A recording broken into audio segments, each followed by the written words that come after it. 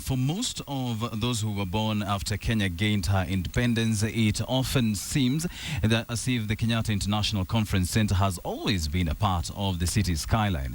But the iconic building has only celebrated its 40th birthday. And while a Norwegian national is often credited for its unmistakable design, the architectural brain behind the design of the building is actually a Kenyan, a man now in his 80s, who now takes us down memory lane, recalling the events that led to the construction of the conference centre.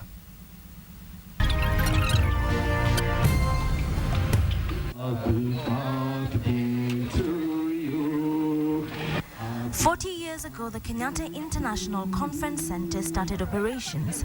Many of those celebrating today had not been born at the time, and the few who are older than the building can hardly remember the period when KICC was not part of Nairobi's skyline. One man who remembers every step of the journey that brought KICC into being is David Muoki Mutiso, now 81 years old. He was 41 when the conference centre was opened. He designed it. The building that is now known for hosting conferences was originally meant for a different purpose, one that KANU Secretary General Tom Mboya relayed to Muoki in 1968. Muoki had at this time achieved several firsts. He was the first African architect in the country and the first African chief architect in the Ministry of Public Works. It was while in this position that Tom Mboya sought audience with him. KANU wanted to have a headquarters. They had no money to pay fees for architects.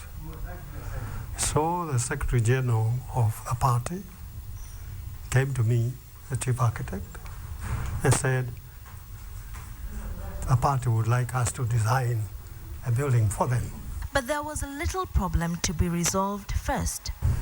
As government, we could not design a building for a private organization.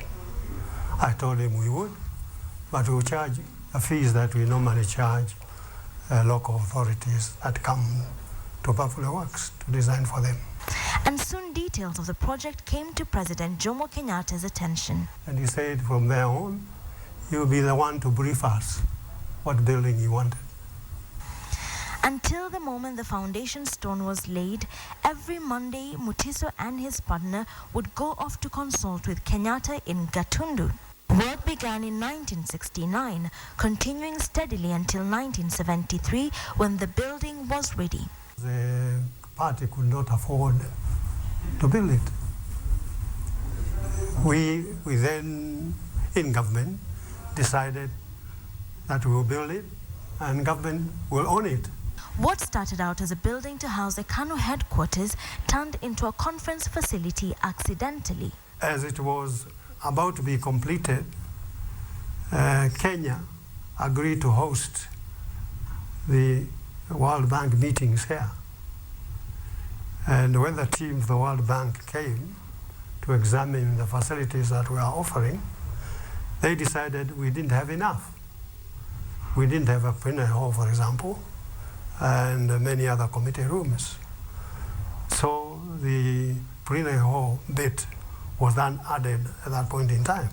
The KICC contract was just worth 80 million shillings, but it put Mutiso and his partner Carl Nostvik on the map. I feel proud that I was part of it, and to a large extent, very much involved in the middle with Carl Nostvik, of course. Carl Nostvik was my assistant. He was on the drawing board most of the time, and eventually, after 4 years, he was on contract provided by the Norwegian government. Today, questions abound as to the inspiration behind the building that is the culmination of behind-the-scenes negotiation. As a symbol, one of the buildings represents a typical African hut.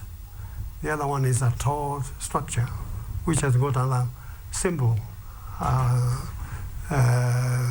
a Felix symbol. One of his other notable projects is Buruburu Estate. But while David fared well, for a few years KICC did not. Years of neglect saw it lose its luster. They did not maintain it.